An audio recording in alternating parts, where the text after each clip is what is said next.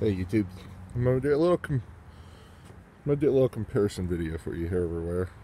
We do Lincoln versus Cadillac of the '90s, similar year. We give pros, cons, what I like about either one, where I think they went wrong, where I think they did right, and most importantly, why this car drove a lot of Cadillac's buyers to the Lincoln. This is a good car for the most part, but it has very big issues that come with these. That's why I got this one cheap with only 100,000 miles on it. So, let's go into this. Cadillac, DeVille, and we're not comparing Fleetwoods here because the Fleetwood ended in '96, which was the body on frame, rear wheel drive model, but it was also bigger than a town car. I mean, it's bigger, way bigger. You had to get an L edition to equal the length, and the Fleetwood was still a little wider in width.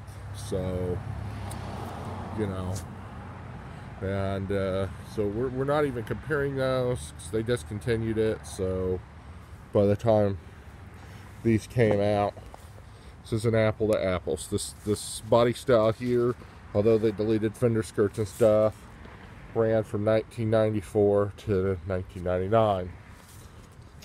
That is also a 99. That ran from 98 to 2002.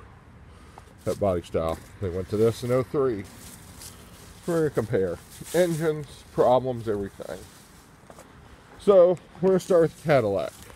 What do I like? What do I not like? Cadillac, I don't like the little mirrors. The mirrors are small. See how small they are? They're huge on the Lincoln's comparison. Give you better visibility. Now, Lincolns, you can get heated seats on those too, and steering wheel controls. And the Lincolns are a little more intuitive. The steering wheel controls out here versus Cadillac decided to put them in here. Heated seats are another thing. I do like the way these suspension seatings feel versus the Lincoln seats. They're a little more cushy. However, I hate the cup holders, and I really didn't like the heated seat. And if you got the heated seat on that Lincoln or any of the previous ones, you got a knob with a dial where you can go back, butt, both, select from 1 to 10. Chrome wheel, 16-inch, available in all of it, both of them. This one has the 16-inch wheels because it is the Concours. Otherwise, it'd have been a 15-inch wheels. Alright, got interrupted. Where were we? The two cars. So, we compared the interior and stuff a little bit. Let's go over what I like about this one first. The windows drop all the way into the doors in the rear. That's nice. And it's got the big doors. And the mirrors, you had to get the L edition and the Lincoln to get that opened dang near 90 degrees. Okay. Four-wheel independent suspension, four-wheel disc brakes, four-wheel disc brakes. So that's apples to apples, except for this with the four-wheel independent and that being a solid rear end.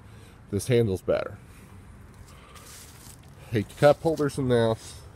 I really like the cup holders in the Lincolns. You know, they're by the ashtray. They pull out. These dinky cup holders in here, and the center console will go to spilling. Everything I don't like about these is, like, I got this one. Center consoles like that when I got these have really cheap center consoles versus the Lincolns. Doors. These have better hinge pins. You will never get a door on these to sag versus the Lincolns. I've already done hinge pins in that one. Tires, wheels are the same basically. 5x115 versus 5x114.3. Whatever. Chevy versus Ford. Headlights, plastic, 2 bulbs, 1 bulb. Plastic versus plastic. That one had new headlights. This one been garage, low mile car. You can get claw tops on them both. That's fine. Auto pull down trunk. They both have it. Where I like the Lincoln, where they didn't start doing this till after 2000 in the Cadillac, That stupid electric antenna.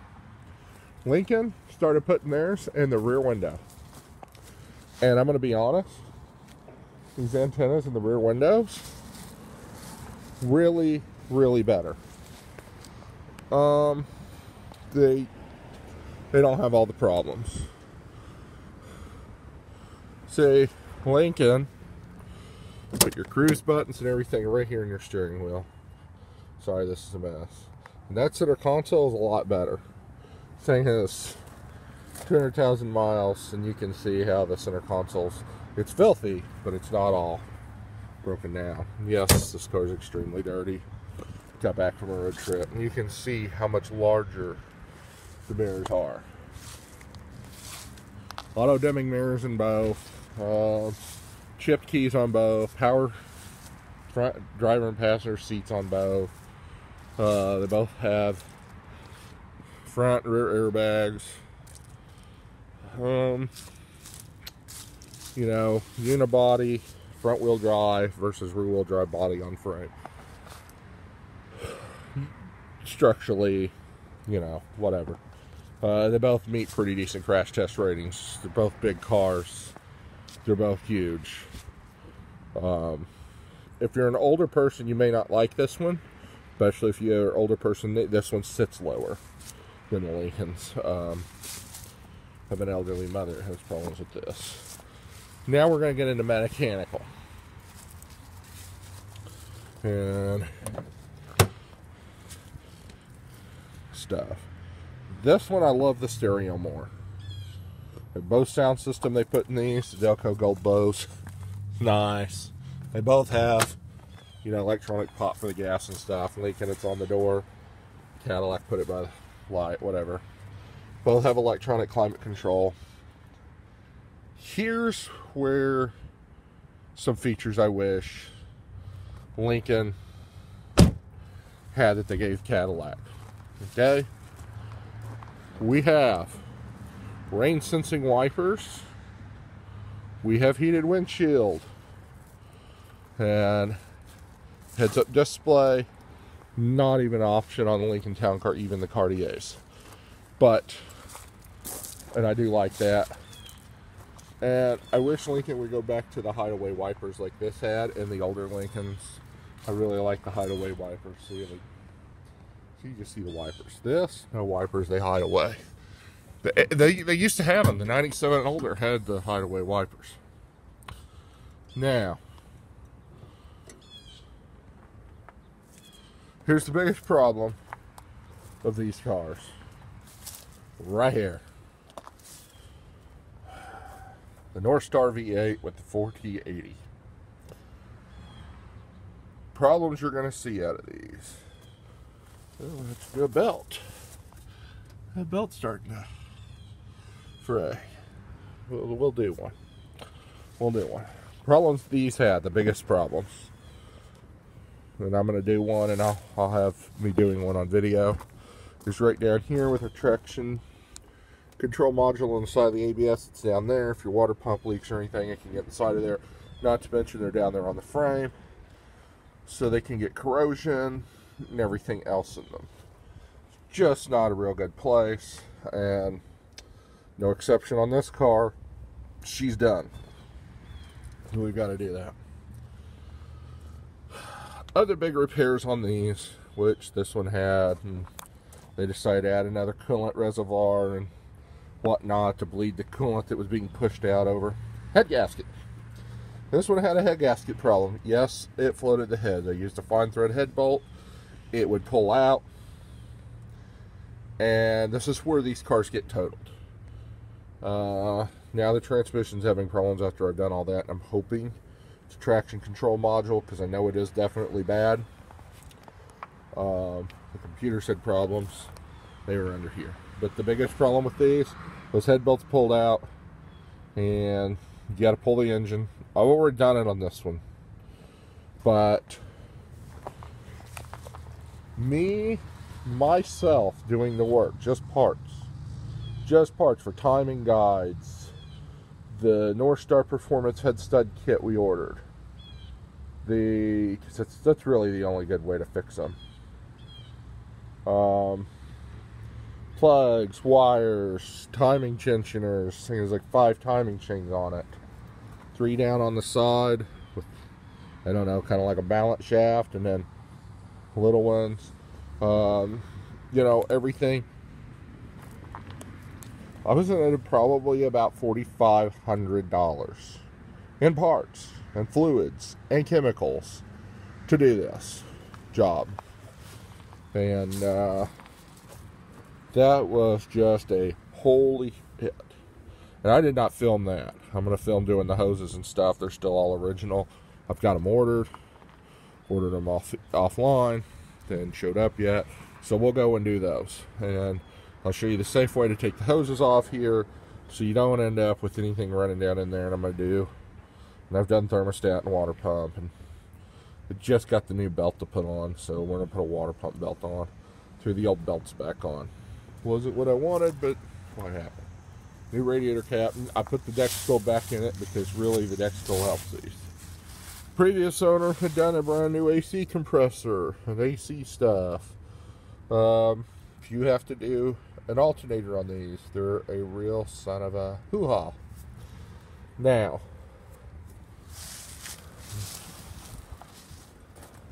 but once you get all that worked out, these are an excellent car, and this thing's had to have a blower motor. The blower motor went out. These are excellent engines once that is done. I mean, you can see heads are sent off how clean that is in there. We have, so we have done all that. We're going to do a fender and a hood. That is good. So that's what these have, and they're really a pain to work on sometimes, but that's what it is. But the ball joints and suspension on these, because they don't have an upper ball joint, seem to be excellent. They don't seem to have the front suspension problems that some of the town cars have. Now, we're going to go to the town car. We're going to go over its drivetrain. What we've got an 8.8. You have different gear ratios. This one's a 308 open. Does have traction control, just like the Caddy. Does have auto lamp. There's your thing to pop the trunk and move in the fuel and whatnot on this particular car. Here we go. Let's come around here and take a look at our town car. There we go. They're both 4.6 liters. Single overhead cam. It's a dual overhead cam. The Cadillac's faster than hell. I'm not gonna lie. It is pretty damn fast. Faster than my Mark 8 I had. I'm not gonna lie. So let's get into problems that these have and what's been done to this car over 200,000. We have had this car in my family since new. It's been passed around. It has been abused. My grandfather bought it new. So it's just kind of a beater now. We've had plenty of people drive it and it's been hit and stuff. We're going to have to evacuate it down to an AC line. You can see the AC line starting to leak, but whatever. Intakes. These are intake problems. Not that big of a deal to do. I've done one on this. You can see the new one. I did radiator hoses when I did it. Boom. Coil pack and plugs. I've done those. You can get coil pack and plugs inexpensively. The other thing I have is freeze plug problems if you do not add a ground. That one's had the ground added. It holds coolant. It's in excellent shape. When I did the alternator and I did a harmonic balancer, because on these older cars, Cadillac included, that rubber ring in there dries out, cracks, and starts to separate. Okay? Then, but I did tensioner, idler, everything on this. Okay. So, our last interruption, we were talking about what I had replaced on this. What I did with harmonic balancer because of this. Now, keep in mind, this is 200,000 hard miles, and this car has been abused. And the belt and pulleys and some of that are just wear and tear. But aside from that, so problems this has had has been the alternator. Same with my 2010. and my touring, so these seem to have alternator issues. And I've done that because my 97 had freeze plug issues. Brake lines, I like the very nicely coated braided brake lines on this. They're better quality than the Cadillac in my opinion.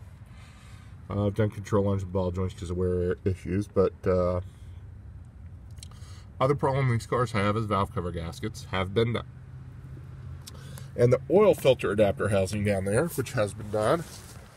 And of course the cam and crank position sensors have been done. And if you have before a 1998, the tube that runs down the center of the intake was rubber and it would blow. But other than that, this car has been reliable. Very reliable. Brakes and whatnot have been done, you know, maintenance stuff. But otherwise, it just keeps coming back for more. We've done hoses, as you can see, and stuff, but and